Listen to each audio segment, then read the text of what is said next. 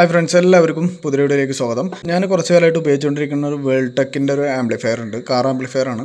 അപ്പോൾ അതിനെക്കുറിച്ചിട്ടുള്ള ഒരു ഡീറ്റെയിൽ ആയിട്ടുള്ള ഒരു വീഡിയോ ആണ് ഞാൻ ഇന്ന് ഈ വീഡിയോയിൽ ചെയ്യാനായിട്ട് ഉദ്ദേശിച്ചിട്ടുള്ളത്. ഞാനിത് കുറച്ച് കാലമായിട്ട് ഉപയോഗിച്ചുകൊണ്ടിരിക്കുന്ന ഒരു ആംപ്ലിഫയർ ആണത്. കണ്ടോ, ഇതിന് മുകളിൽ നമ്മൾ വേൾഡ് ടെക് എന്നുള്ള ബ്രാൻഡിൻ്റെ V12 എന്ന് പറഞ്ഞിട്ടുള്ള ഒരു 3400 വാട്ട്സ് പീക്ക് പവർ വരുന്ന ഒരു ആംപ്ലിഫയർ ആണിത്. കണ്ടോ, അതിൻ്റെ മോഡലും കാര്യങ്ങളൊക്കെ ഇവിടെ കൃത്യമായിട്ട് കൊടുത്തിട്ടുണ്ട്. മോസ്ഫെറ്റ് ആണ് കേട്ടോ ആംപ്ലിഫയർ. മോസ്ഫെറ്റ് ആംപ്ലിഫയർ ആണ് ഇത് വരുന്നത്, ട്രാൻസിസ്റ്റർ അല്ല. അപ്പോൾ അത്യാവശ്യം നല്ല രീതിയിൽ തന്നെ നമുക്ക് പവറും കാര്യങ്ങളൊക്കെ ഔട്ട്പുട്ട് കിട്ടുന്ന രീതിയിലുള്ള ഒരു 2 ചാനൽ ആയിട്ടുള്ള ഒരു ആംപ്ലിഫയർ ആണ്. 2 ചാനലാണ്, 4 ചാനലല്ല. കണ്ടോ, നമുക്ക് 2 ചാനലാണ് വരുന്നുള്ളൂ. നമ്മൾ ബ്രിഡ്ജ് ചെയ്തിട്ട് നമുക്ക് സബ് ഊഫറിലേക്കും കൊടുക്കാം. അതേ രീതിയിലാണ് നമ്മുടെ ആംപ്ലിഫയർ വരുന്നത്. ഇത് തന്നെ ഈ മെയിനായിട്ട് ഈ വേൾഡ് ടെക് ബ്രാൻഡിൻ്റെ മെയിനായിട്ടുള്ളൊരു ഗുണം എന്താണെന്ന് വെച്ച് കഴിഞ്ഞിട്ടുണ്ടെങ്കിൽ, ഇവരുടെ സാധനങ്ങളൊക്കെ അത്യാവശ്യം നമുക്ക് കോസ്റ്റ് എഫക്റ്റീവായിട്ട് വാങ്ങാൻ പറ്റുന്ന രീതിയിലുള്ള സംഭവങ്ങളായിരിക്കും. അതേപോലെ നമ്മൾ സബ് ഊഫർ ആണെന്നുണ്ടെങ്കിലും അതേപോലെ തന്നെ ആംപ്ലിഫയർ, അങ്ങനെ ഒരുപാട് ഐറ്റംസ് നമ്മുടെ ഈ വേൾഡ് ടെക് ബ്രാൻഡിൻ്റെ വരുന്നുണ്ട്. അപ്പോൾ അതൊക്കെ അത്യാവശ്യം ക്വാളിറ്റി ഉള്ള സാധനങ്ങൾ തന്നെ ആയിരിക്കും. പ്രൈസും അത്യാവശ്യം നമുക്ക് അഫോർഡ് ചെയ്യാൻ പറ്റുന്ന രീതിയിലുള്ള പ്രൈസും കാര്യങ്ങൾ തന്നെ ആയിരിക്കും. അതുകൊണ്ട് തന്നെ ഈ ബ്രാൻഡ് അത്യാവശ്യം നല്ലൊരു ബ്രാൻഡാണ്, ഒരുപാട് പേർക്ക് ഇഷ്ടമുള്ളൊരു ബ്രാൻഡിനാണ്. ഞാനത് കുറച്ച് കാലമായിട്ട് ഞാൻ ഈ ആംപ്ലിഫയർ ഉപയോഗിച്ചുകൊണ്ടിരിക്കുന്നുണ്ട്. അതിന് വലിയ പ്രശ്നങ്ങളും കാര്യങ്ങളും ഒന്നും ഇതുവരെയായിട്ട് എൻ്റെ ഇതിന്ന് വന്നിട്ടില്ല, ഞാൻ ഉപയോഗിച്ചുകൊണ്ടിരിക്കുമ്പോൾ വന്നിട്ടില്ല.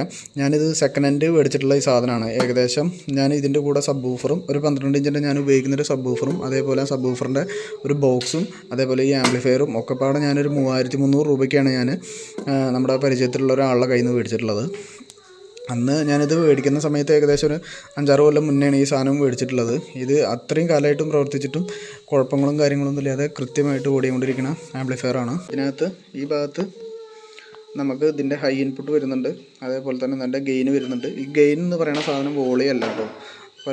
പലരുടെയും സംശയമാണ് ഗെയിൻ എന്ന് പറഞ്ഞിട്ട് വോളിയാണെന്ന്. അങ്ങനെയല്ല, ഗെയിൻ എന്ന് പറഞ്ഞു കഴിഞ്ഞിട്ട് നമ്മുടെ സ്റ്റീരിയോ എന്ന് വരുന്ന നമ്മുടെ RC കേബിൾ കണക്ട് ചെയ്യില്ലേ, അതിൻ്റെ പവർ കൺട്രോൾ ചെയ്യുന്ന സാധനമാണ്. അതായത് അതിൽ നിന്ന് എത്രത്തോളം പവർ ഇതിലേക്ക് എത്തിക്കണം എന്ന് കൺട്രോൾ ചെയ്യുന്ന ഈ സാധനമാണ് ഗെയിൻ കേട്ടോ. അതായത് ഗെയിൻ ഒറ്റ തവണ നമ്മൾ സെറ്റ് ചെയ്ത് കഴിഞ്ഞിട്ട് പിന്നെ രണ്ടാമത് നമുക്ക് വോളിയം ഇടയ്ക്കിടയ്ക്ക് കൂട്ടും കുറയ്ക്കുന്ന പോലെ നമുക്ക് ഗെയിന് കൂട്ടും കുറയ്ക്കേണ്ട ആവശ്യമില്ല. അത് കറക്റ്റായിട്ട് സെറ്റ് ചെയ്ത് വെച്ച് കഴിഞ്ഞാൽ അത് അങ്ങനെ ഇരിക്കും. അതാണ് ഗെയിൻ എന്ന് പറയുന്നത്. പിന്നെ നമ്മുടെ 4 നമുക്ക് 2 ചാനലിൻ്റെ ഇൻപുട്ട് നമുക്ക് കാണാൻ വേണ്ടി പറ്റും, ലെഫ്റ്റ് റൈറ്റും. അതേപോലെ തന്നെ നമുക്കൊരു LPF എന്ന് പറഞ്ഞിട്ടുള്ള ലോ പവർ ഫ്രീക്വൻസിയുടെ ഒരു സ്വിച്ച് ഓൺ ആക്കാനും ഓഫ് ചെയ്യാനുള്ള ഒരു ഓപ്ഷൻ വരുന്നുണ്ട്. ഇത് നമ്മൾ ഓഫ് ചെയ്ത് കഴിഞ്ഞിട്ട് നമുക്ക് സാധാരണ രീതിയിൽ നമ്മളെ സ്പീക്കേഴ്സ് കണക്ട് ചെയ്ത് കഴിഞ്ഞിട്ട് കൃത്യമായിട്ട് നല്ല രീതിയിൽ വർക്ക് ചെയ്യാൻ വേണ്ടി പറ്റും.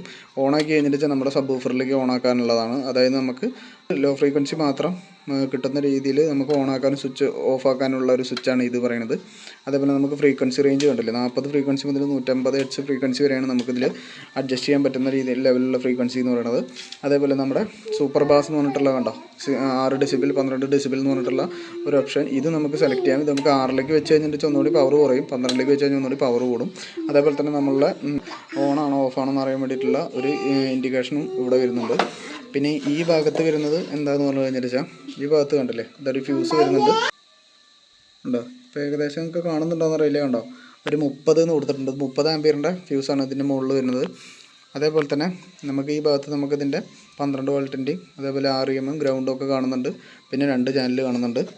ആ 2 ചാനലിൽ അടിയിൽ ബ്രിഡ്ജഡ് എഴുതിയിട്ടുണ്ട്. അത് നമുക്ക് ഈ രണ്ടാണ് ഇതിൻ്റെ പോസിറ്റീവും ഇതിൻ്റെ നെഗറ്റീവും എടുത്തു കഴിഞ്ഞിട്ട് വെച്ചാൽ ഇത് 2 ചാനലാണെന്ന് ഞാൻ നേരത്തെ പറഞ്ഞു. 2 ചാനലിൻ്റെ മാക്സിമം പവർ ഔട്ട്പുട്ട് നമ്മുടെ സബ് ഊഫറിൽ നൽകാൻ വേണ്ടിയിട്ടാണ് ഇതേ രീതിയിൽ ബ്രിഡ്ജഡ് എന്നുള്ളൊരു മോഡ് ഇതിന് കൊടുത്തിട്ടുള്ളത്. ഈ ബ്രിഡ്ജഡ് എന്നുള്ള മോഡിലേക്ക് നമ്മൾ കണക്ട് ചെയ്ത് കഴിഞ്ഞിട്ട് വെച്ചാൽ എപ്പോഴും നമ്മുടെ ഈ ലോ പവർ ഫ്രീക്വൻസി ഉണ്ടല്ലോ LPF, ഇത് ഓണാക്കി വെക്കണം. ഇല്ലയെന്നുണ്ടെങ്കിൽ അത് കൃത്യമായിട്ടുള്ള രീതിയിൽ നമ്മുടെ സബ് ഊഫർ വർക്ക് ചെയ്യില്ല. അതിലേക്ക് നമ്മുടെ ലോ ഫ്രീക്വൻസി മാത്രമല്ല മിഡ് റേഞ്ചും എല്ലാം കയറി പോകും. അപ്പോൾ നമ്മൾ അത് എപ്പോഴും ഓണാക്കി വെക്കണം. പിന്നെ നമ്മൾ ഇത് ഒരു ക്ലാസ് D ആംപ്ലിഫയർ അല്ല. 15 ആൾക്കാരുടെ ഒരു വിചാരം എന്താണെന്ന് പറഞ്ഞു കഴിഞ്ഞിട്ട് നമ്മുടെ ഇത്തരം രീതിയിലുള്ള നമ്മുടെ കാർ ആംപ്ലിഫയറുകളൊക്കെ ക്ലാസ് D ആയിരിക്കുന്നതാണ്. ക്ലാസ് D അല്ലത്, ഇത് ക്ലാസ് AB എന്ന് സെക്ഷനിൽ പെടുന്ന രീതിയിലുള്ള ഒരു ആംപ്ലിഫയറുകളാണ്. അത്യാവശ്യം വലിയ സൈസ് ഉണ്ട്. ക്ലാസ് D എന്നൊക്കെ പറയുമ്പോൾ അത്ര വെയിറ്റും സൈസും കാര്യങ്ങളും ഒന്നും വരില്ല. പിന്നെ അതേപോലെ തന്നെ ഈ മോസ്ഫെറ്റ് ആംപ്ലിഫയറുകൾക്കൊക്കെ സബ് ഊഫർ കൈകാര്യം ചെയ്യാൻ നല്ല കഴിവാണ്. അത്യാവശ്യം നല്ല രീതിയിൽ നമുക്ക് എഫക്റ്റും കാര്യങ്ങളൊക്കെ കിട്ടും. ട്രാൻസിസ്റ്റർ മോശമൊന്നുമല്ല, അത്യാവശ്യം നല്ല രീതിയിൽ അതിനും ഇനി കൂടുതൽ എഫക്റ്റ് അത് തോന്നിക്കും. പക്ഷെ എന്നാലും ഒന്നുകൂടി നല്ലത് ഇത് തന്നെയാണ്, മോസ്ഫെറ്റ് ഉപയോഗിക്കുന്നത് തന്നെയാണ്.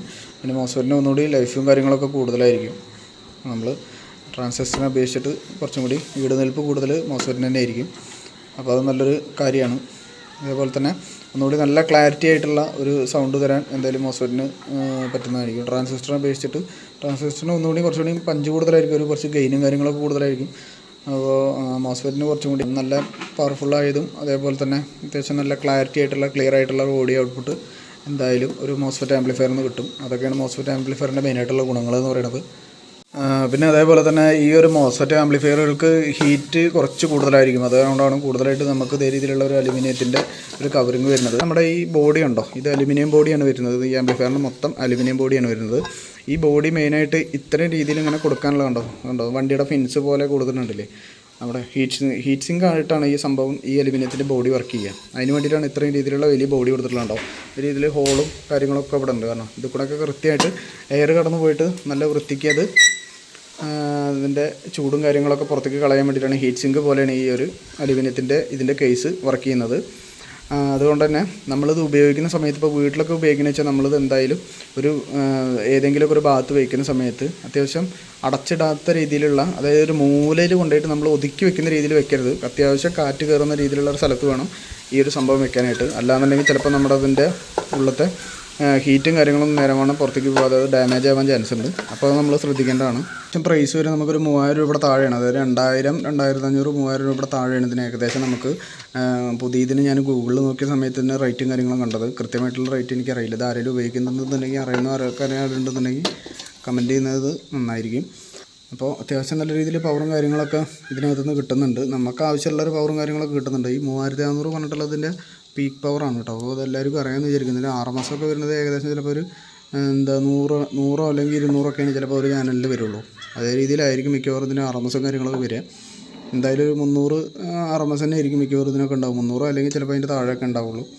അതേ രീതിയിലാണ് നമുക്കിതിൻ്റെ ഈ ഒരു വേൾടെക് എന്ന ബ്രാൻഡിൻ്റെ V12 എന്ന് പറഞ്ഞിട്ടുള്ള ഒരു മോഡലിൽ വരുന്ന ആംപ്ലിഫയർ. അത്യാവശ്യം ക്വാളിറ്റിയും കാര്യങ്ങളൊക്കെ ഉണ്ട്. ഞാൻ ഇത്ര കാലമായിട്ട് യൂസ് ചെയ്തിട്ട് വലിയ പ്രശ്നങ്ങളും കാര്യങ്ങളൊന്നും വന്നിട്ടില്ല. അത് കാരണം തന്നെ എനിക്കിത് വളരെ ഇഷ്ടമായിട്ടുള്ളൊരു ആംപ്ലിഫയർ തന്നെയാണ് ഈ ഒരു സംഭവം എന്ന് പറയുന്നത്. പിന്നെ ഞാനിപ്പോൾ എൻ്റെ കയ്യിൽ ഈ ഒരു സംഭവം ഉള്ള കാരണം കൊണ്ടാണ് ഞാൻ എൻ്റെ വീട്ടിൽ ഈ ഒരു ആംപ്ലിഫയർ ഇങ്ങനെ ഇതേ രീതിയിൽ ഉപയോഗിക്കുന്നത്. അല്ലാന്നുണ്ടെങ്കിൽ നമുക്ക് അത്യാവശ്യം നമ്മുടെ ക്യാഷ് കയ്യിലുണ്ട് എന്നുണ്ടെങ്കിൽ നമ്മൾ കാർ ആംപ്ലിഫയറുകൾ എടുക്കുന്നതിനേക്കായി നല്ലത് നമ്മൾ സാധാരണ നമ്മുടെ AC വർക്ക് ചെയ്യുന്ന രീതിയിലുള്ള നമ്മുടെ സാധാ ആംപ്ലിഫയറുകൾ മേടിക്കുന്നതായിരിക്കും. അത് അത്യാവശ്യം എമൗണ്ട് ഉണ്ടെങ്കിൽ. കാരണം നമ്മുടെ കയ്യിൽ ചീപ്പായിട്ടുള്ള കുറച്ച് ചെറിയ എമൗണ്ടൊക്കെ ഉള്ളൂ വെച്ചാൽ അത്തരം രീതിയിലുള്ള ആംപ്ലിഫയറുകളൊന്നും നമ്മൾ മേടിക്കാണ്ടിരിക്കുന്നതാണ് ഏറ്റവും നല്ലത്. അത്യാവശ്യം നമുക്ക് പ്രൈസ് മുടക്കാൻ താല്പര്യം ഉണ്ടെന്നുണ്ടെങ്കിൽ മാത്രം വലിയ ആംപ്ലിഫയറുകൾ, അങ്ങനത്തെ ആംപ്ലിഫയറുകൾ മേടിക്കുക, അതായിരിക്കും നല്ലത്. അല്ല വളരെ നമ്മളെ കയ്യിൽ കമ്മിയാണെന്നുണ്ടെങ്കിൽ നമുക്ക് ഇതേ രീതിയിലുള്ള സെക്കൻഡ് ഹാൻഡ് ആംപ്ലിഫയറുകളൊക്കെ നമുക്ക് ഒരുപാട് കടകളിൽ നമുക്ക് കിട്ടും. അപ്പോൾ അല്ലാന്നുണ്ടെങ്കിൽ ഫേസ്ബുക്കിലൊക്കെ OLX തപ്പിയാലും കിട്ടും. അത്യാവശ്യം വലിയ കുഴപ്പമില്ലാത്ത ക്വാളിറ്റിയിലുള്ള സാധനമാണെങ്കിൽ നമുക്കിത് മേടിച്ച് ധൈര്യമായിട്ട് ഉപയോഗിക്കാം, ഒരു കുഴപ്പമില്ല. അപ്പോൾ ഞാൻ ജസ്റ്റ് ഒരു പാട്ട് കേൾപ്പിച്ച് തരാം. നമുക്കതിൻ്റെ പവർ ഏകദേശം ഒന്ന് മനസ്സിലാകാൻ വേണ്ടിയിട്ട്. ഇപ്പോൾ ഞാൻ NCSൻ്റെ ഒരു പാട്ട് വെച്ചിട്ടുണ്ട്. ഞാനിത് നമ്മുടെ സ്പീക്കറിലേക്ക് കാര്യമൊന്നും കണക്ട് ചെയ്തിട്ടില്ല. കാരണം നമുക്ക് കറക്റ്റായിട്ട് സബ് വൂഫറിൻ്റെ പവർ എന്താണെന്ന് മനസ്സിലാകാൻ വേണ്ടിയിട്ട്. നമ്മുടെ ആംപ്ലിഫയറിന് അത്യാവശ്യം നല്ല രീതിയിൽ തന്നെ നമുക്കിതിൽ പവർ കൈകാര്യം ചെയ്യാൻ വേണ്ടി പറ്റുന്നുണ്ട്. അപ്പോൾ അത് കാണിക്കാൻ വേണ്ടിയിട്ടാണ് ഞാൻ സ്പീക്കറും കാര്യങ്ങളൊന്നും കണക്ട് ചെയ്യാത്തത്.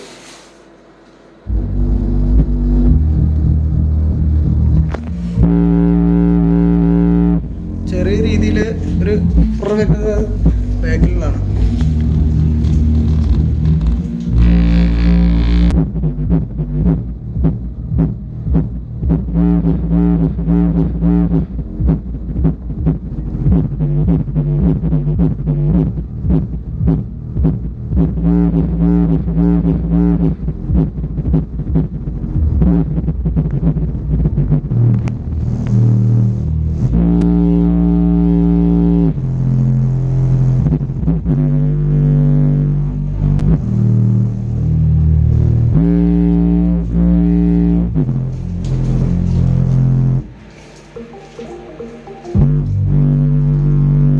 നല്ല പവർ ഔട്ട്പുട്ടും കാര്യങ്ങളെല്ലാം ഇതിനകത്തുനിന്ന് കിട്ടുന്നുണ്ട്. അപ്പോൾ അത്രയൊക്കെയാണ് ഇതിനെക്കുറിച്ചിട്ടുള്ള കാര്യങ്ങൾ. എല്ലാവർക്കും മനസ്സിലായി എന്ന് വിചാരിക്കുന്നു. അപ്പോൾ ഇന്നത്തെ വീഡിയോ അത്രേ ഉള്ളൂ. വീഡിയോ ഇഷ്ടമായാൽ ലൈക്ക് ചെയ്യാനും ഷെയർ ചെയ്യാനും ചാനൽ സബ്സ്ക്രൈബ് ചെയ്ത് സപ്പോർട്ട് ചെയ്യാനും മറക്കരുത്. അടുത്തൊരു പുതിയ വീഡിയോ വീണ്ടും കാണാം ഫ്രണ്ട്സ്. Thank you.